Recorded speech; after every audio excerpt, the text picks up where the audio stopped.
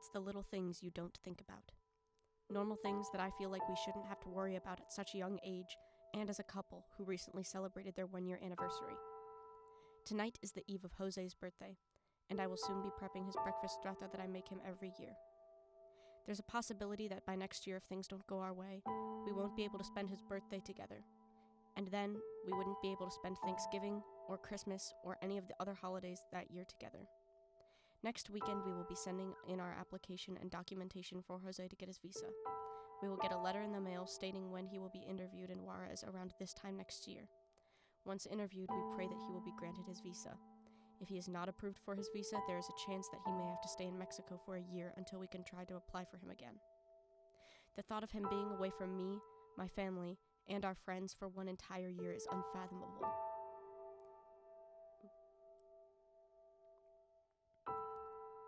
The thought of him being away from me, my family, and our friends for one entire year is unfathomable. But if it has to happen, I know that we will fight through it just like we have been fighting things up until this point. Jose and I are fierce warriors, especially when it comes to our relationship and the love we have for each other. It's the little things you take for granted that I normally didn't bat an eye about before falling in love with Jose. We are blessed, but we live differently than the average middle-class U.S. citizens. For instance, when elections roll around, local or national, Jose can't vote. We discuss our opinions together, and I often consider my votes both of our votes. Jose can't travel internationally. When I went to Mexico to visit his parents earlier this month, many people didn't understand why he couldn't come with me. Through the struggles we have had, I've learned to be grateful for the things I used to take for granted. Welcome to our story.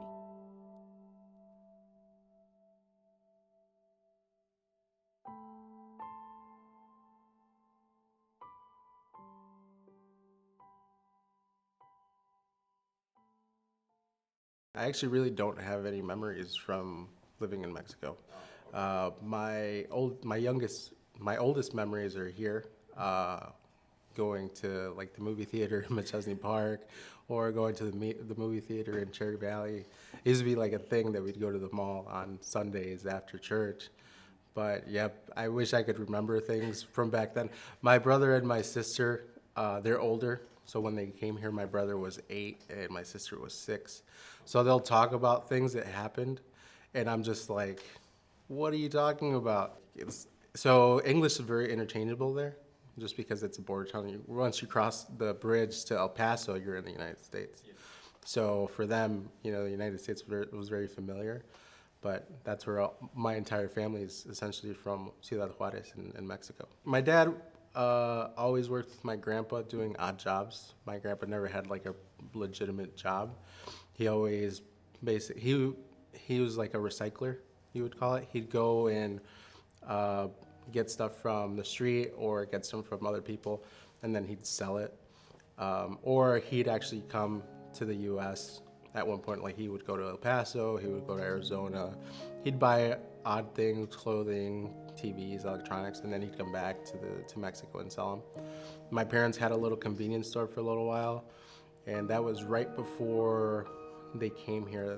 They had their convenience store. They ended up closing it down just because it was very poor in the area that they lived in. In Mexico, it's really like, oh, well, I don't have any money. Here, just take it, pay me back later.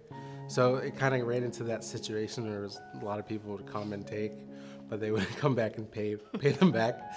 So they ended up having to close down the store, and at that point, that's when my dad really needed to get a full-time job, and he came to the United States to find employment. When my uncle's was here, I was like, hey, there's a lot of work here.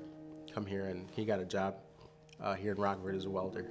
And originally he was just coming to save enough money to buy a truck, but he ended up deciding to stay. And at that point, it was gonna be a few months, saving up enough money, and then my mom was like, yeah, I'm not gonna stay here by myself with your family. So she picked us up, and she went to the bridge, she crossed the river, and ended up in El Paso, ended up buying a plane ticket and flew to Rockford. And then they stayed here, and at the time it was just gonna be temporary. I think I had a pretty standard, childhood. I had a little sister. I grew up with both of my parents, went to school here, Yeah, so my mom was a teacher, as some of you probably know. She's a teacher currently here at Harlem. And my dad always worked in construction. I went to Rockford Lutheran High School. If I'm being very honest with you, I did not like it. My grandparents, I love them to death, but they were adamant that both my sister and I have a private school education, which both my sister and I did not like. So now I am very pro public school. We have two daughters. Our two daughters will always be in a public school. I felt like a lot of the families that went there were very affluent, and my family I don't think was. We were very privileged, yes, but some of these families came from a lot of money, and I felt like I couldn't really relate with the majority of the student body. Two, they also integrated religion into that, which I would say I'm not a very religious person. So that was another tough thing for me. And obviously, some of the things that they would talk about, I wouldn't necessarily agree with. And I think that was frowned upon. And I think that's pretty much it. I think some of these people coming from affluent families, they also had very different political views than what I had. And that, the older I got, once I became a senior, it was hard for me to go to school every day because I didn't agree with, again, the majority of what these students and their families believed in. I didn't have a horrible time in high school. I went to Rockford East High School. I graduated as an ERAB in 2007. It was kind of a difficult, I guess there was a little bit of difficulty. So because, like I said, I was here when I was 2. A lot of the kids, the Latino population at East High School, the majority of them were in ESL classes. So I don't know if you've ever seen the movie Selena. There's when they're in the van with the dad, and the dad's like, we have to be more Mexican than the Mexicans, and we have to be more American than the Americans. So it was kind of like that for me. I wasn't Mexican enough for the Mexicans, and I wasn't American enough for the Americans. I did find a group of friends that I was able to click with, but it was like really a core group. It was maybe like 5 or 6 different people that I would hang out with on a regular basis. But I really didn't connect with like the Latino population or, like the people that were doing sports and doing all these things. Also, my parents worked 2 jobs all the time, so I never had opportunity to do extracurricular activities. So I missed out a lot on things that I could do, after hours. So I didn't have that experience that a lot of other people have, just because they wanted to provide for their family, so they always worked. And I understood, so I wasn't trying to pursue anything else. I wasn't trying to go and say, hey, can I do this? Because I didn't want to put any more stress on them than they already had. So I just went to school and talked to the friends that I had at the time, but that was pretty much my high school situation. And then I wasn't able to get a driver's license because I wasn't documented, so I didn't really have the same, senior year experience or junior year experience that other kids were able to have, because when you get your license at 16 or your work permit, a lot of them are like, oh, I'm a junior, I get to have my parking spot, I get to get my parking ticket. Or even as a senior, being able to come in late or picking up McDonald's on the way, and I never had that experience. So there are a lot of things that I wish I would have been able to do. Obviously, I think it would have been significantly different if I had been born here. Because even when you start picking schools, as a senior or even as a junior, you start figuring out, hey, this is what I think I'm gonna go do. I found out that I wasn't gonna be able to do that. I wasn't gonna be able to just pick a school that I wanted to go to. And, growing up in the 90s and the early 2000s, a lot of the movies that were, being made at the time were like, you're going to college, you're going to have the college experience, you're going to party, you're going to hang out with your friends, you're going to, graduate, and it was like, you're going to be a doctor or a teacher. And you grew up doing that, you grew up watching that, and you grew up having people tell you that you're going to be a doctor, you're going to be a lawyer, you're going to be a teacher. And then all of a sudden you find out that you're not. So then that really hurts what you're trying to do, and then you're just like, well, what am I going to do? There's a lot of options that I thought that I had that then one day I was just like, oh, I don't have those options. My parents never showed it. So they never said, they never made it known to us if they were having a hard time. I know that for sure that it was because they didn't speak the language, but they never made it known to us. I know that my brother had a very hard time. So ESL wasn't like a major program here yet. And so for him to try to communicate, you know, as a 8-year-old, where there's so many things that are happening in your life, you know, at the time, you're learning how to read, you're learning how to write, you're learning math. So for him, I believe it was a huge difficulty in transitioning. And then for my sister too, she was 6 when she came here. But for me, I never had that issue with them. So when people say, well, you have to go back to your country, it's just like, well, this is my country. You know? This is my home. I don't know what you're talking about. Whoa, whoa, whoa. Just a precaution.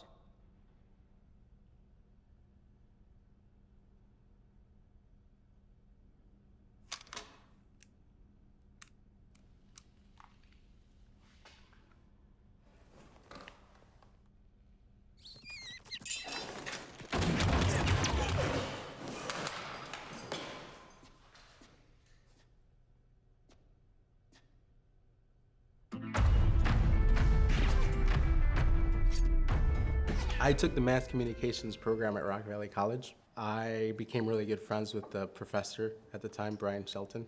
He was the head of the program. And I took one of his documentary classes. And it was the first time that they offered that class. And one of our first assignments was doing an autobiography. So when I did that autobiography, that's when I talked about being undocumented. And I had never really talked about it. It was always a thing that was like, don't tell people. It was because you don't know who you could trust or who you couldn't trust. And in that autobiography, I felt really comfortable with everybody that was in that class. So in the autobiography, I said that I wasn't documented. And after he saw my video, it ended, and he looked at me. He's like, "You're full of shit." And I was like, "You're full of shit." And he's like, "You're not undocumented." And I was like, "I'm really undocumented." And I think he felt a connection with me, and because after that, he would really help me with like trying to figure out what I was going to do with my life. To get my certificate in mass communications, I had to do an internship, but I wasn't going to be able to do an internship like everybody else. A lot of the kids there do internships at like a news station or for another company, and they start doing video work. But to do that, you need a social security number because you're technically an employee even though you're not getting paid. So he let me do my internship there at MassCom, because I didn't need anything. I was just a student worker.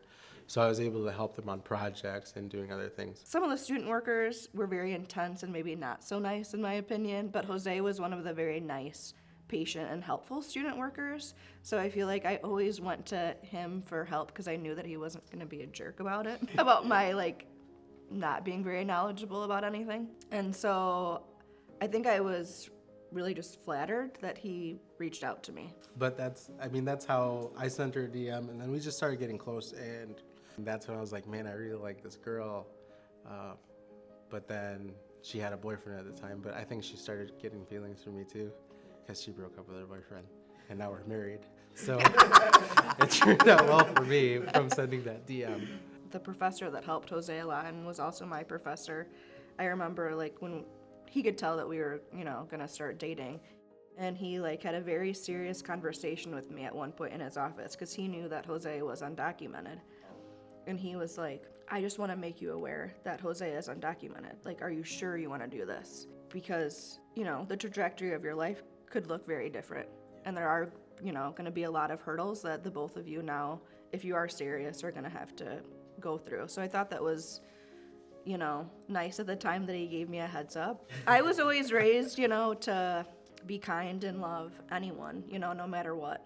And so I was just like, okay. Like, whatever we have to face together, we will.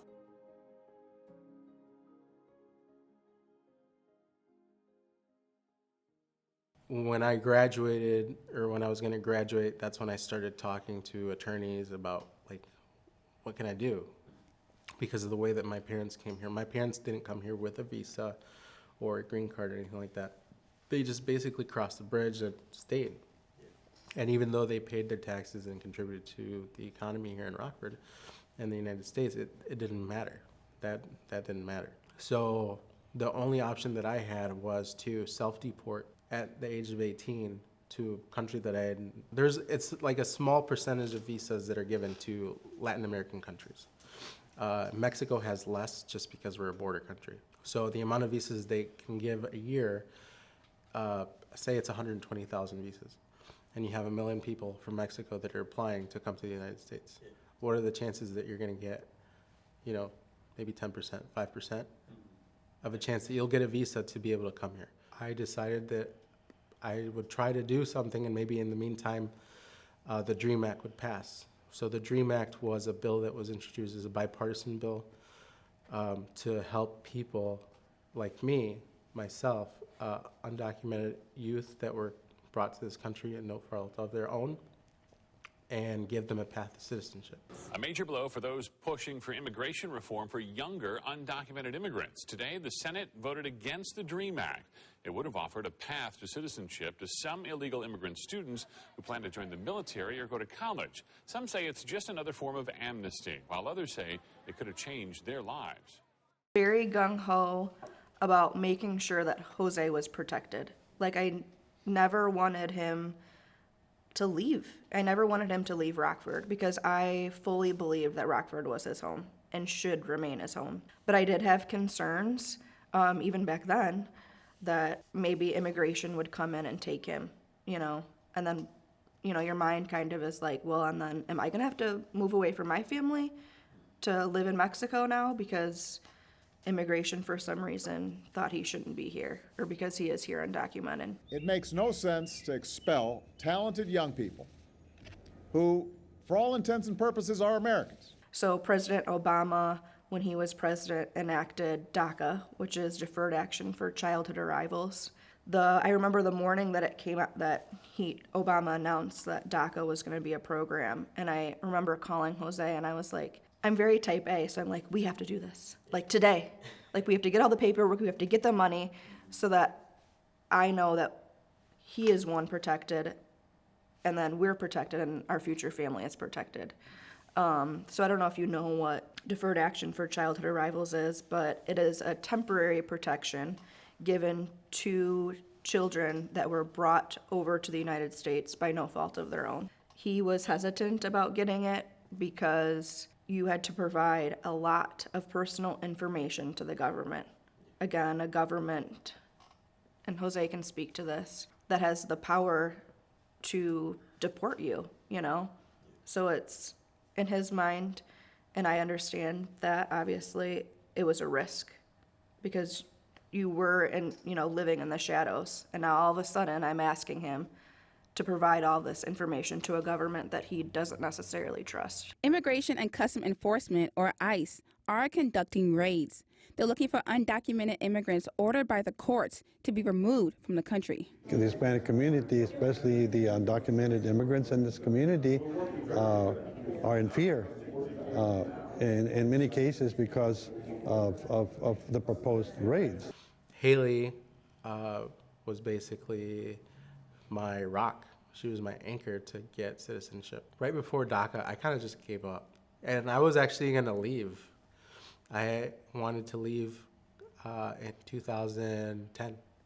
I was just like, I was done, because I was done with college, and I didn't know what I was going to do. And I didn't know if I could just start my own business. I didn't know it was going to work. So I was like, I had a serious conversation with my parents, and I was like, I think I just want to go back. I don't know what else I'm going to do. But then I met her, and I was like, well, I got a girlfriend now, I can't leave. No, seriously, I met her, and I was like, I really like her, and I really didn't want to leave my friends and my family, but I didn't feel like I had any other options. But then, I didn't go, and I stayed here, and then Haley pushed me all the way, even when I felt like I there wasn't anything else I could do, she pushed me. Like, she pushed me to get DACA. Like, she was very into the Latin community. She was very into the Mexican heritage, which was just like incredible. And she loved Mexican food. I loved Mexican food. And it just worked out. And she was always very supportive. So once Haley and I got married, we filed paperwork, and then we still had to file a waiver because I was here undocumented. So we had to file that waiver, and then if that waiver was approved, then I could apply to get a green card. But because the way that I came here, if they approved my green card interview, I have to have the interview in Mexico, and then if that interview didn't go well, if I didn't get approved at the interview, that 10-year bar is triggered. So I'd have to fill out another waiver, and that waiver at the time it took about a year, so I would have had to wait in Mexico for a year. And then we had our first daughter at the time. So it was like, what are we gonna do if I don't get approved? Are you gonna move to Mexico, or maybe I'd have to come back undocumented? So we took that risk as a family, and I remember, like, it's still so hard to talk about because when he left that morning to go to O'Hare and fly to El Paso and then get to Mexico, and my daughter Luis at the time had just turned a year, or not, she wasn't even a year old, but she was gonna be soon. When he left that morning, I didn't know when he was gonna come back. Like, I didn't know if he would only be in Mexico for that interview, and then he'd, only be there for a week.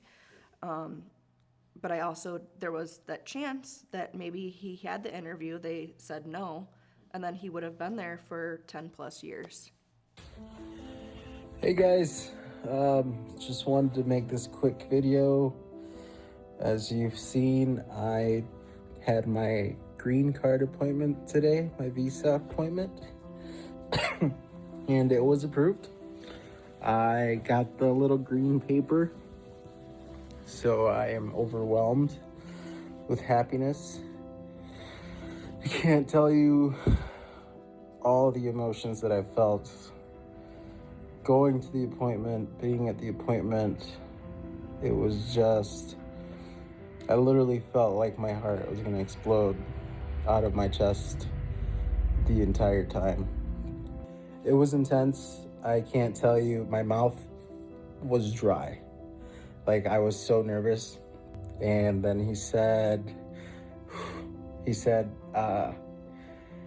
Mr. Galarza, your visa's been approved, which was, I had to hold back tears when he said that, because it's insane, because I never thought that I would be here. I never thought that I'd get this opportunity, so it's so super cool. And this is the first step, and then in 3 to 5 years I can apply for citizenship.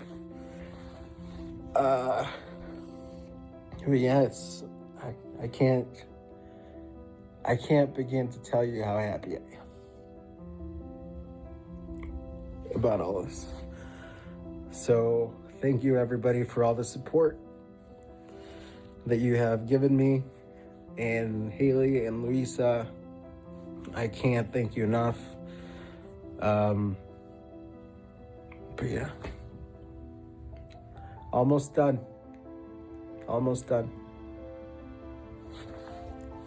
Love you guys.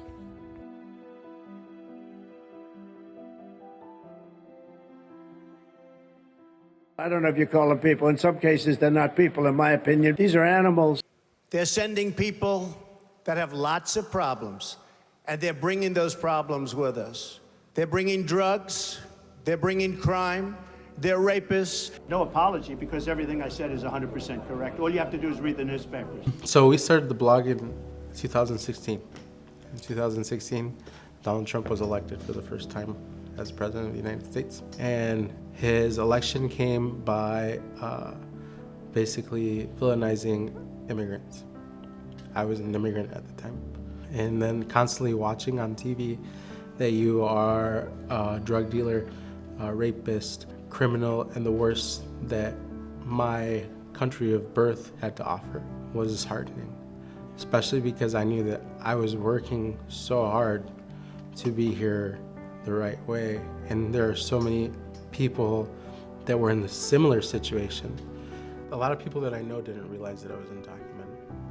So when I shared that I was, the amount of positive support saying, you belong here, this is your home, and we'll do whatever we can to make sure that you stay here, was like, especially from Haley's family side. Even Haley knew, and her parents knew. But her immediate family, they didn't know. It wasn't something that you shared. And being accepted by her family was an incredible feeling.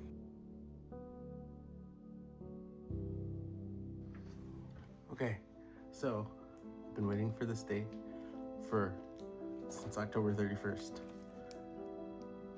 It came. This is me opening it. Haley's not home, but she knew I was getting the letter. She didn't say anything.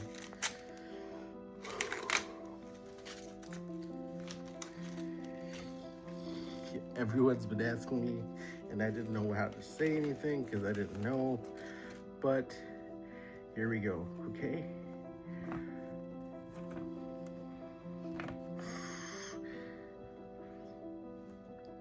To Jose Luis Galarza. You are scheduled to appear for a naturalization oath ceremony on Monday, January 22nd, 2024 at 12 p.m. RPL Nordloff Center, 118 North Main Street, Rockford, Illinois. It's happening, it's happening, it's happening, it's happening, it's happening.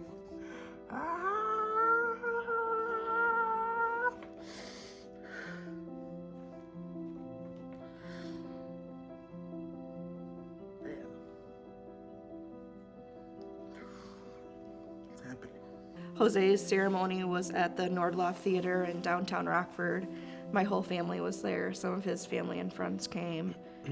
And it was just surreal, because it's like everything that we worked for finally just became true, you know? And it's just this overwhelming, like I still feel overwhelmed about it. Like everything that we worked for, everything that we risked for our family, like we did it, you know? It was like the greatest moment of my life, dude. I was waiting for that moment since I was 17.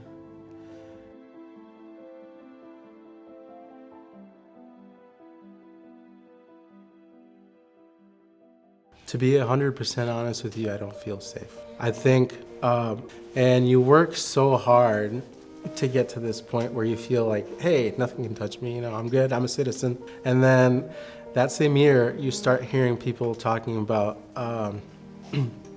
taking away citizenship from people that were born in this country, and then taking away citizenship of people that were naturalized in this country. That's something that you don't think can happen, you know, that something that you work so hard for, everything that Haley and I went through, and then potentially losing it all in a year, in 2 years. Within 4 years, it could be gone. There's probably a kid walking these hallways right now that has a very similar story to me, or has a relative that has a very similar story to me. I hope when you guys share this video that everybody else that goes to this school realizes that there's somebody here that feels like they're missing out. I hope that our blog and even this interview or wherever we talk inspires people to look at people that might be immigrants differently. And, you know, I know it's not gonna change everyone's opinion. Some people are just stuck in their ways, but at least look at it differently. Because there's a story like mine, at least there could be like 3 of these stories here in Harlem. And East High School, Jefferson High School, Guilford High School, and even your middle schools. These kids are coming in to high school with the same story, and they're afraid and they don't know what they're gonna do with their lives, even though they're constantly being told you're gonna do amazing things. So being able to make someone feel comfortable enough to share their story with them, you know, like my friends did when I was in MassCom. I felt so comfortable, so welcome. My wife made me feel so comfortable, so welcome, that I didn't have to hide who I was. So if you can do that in this environment, in this school, make people feel welcome, not only your students, but their families, that can change someone's trajectory in life significantly. It can make you feel like you could accomplish things that you didn't feel like you could accomplish before. So just show some love, show understanding, and just be better for the future. And we have our blog called Love, Hope, and Borders, so you can find us on Facebook. You can send us a message on Facebook or through our blog. It goes to our email. So if anybody in the school, you know, has a similar situation and they just want someone to connect with, whether it's talking quick or getting resources, they could reach out to us at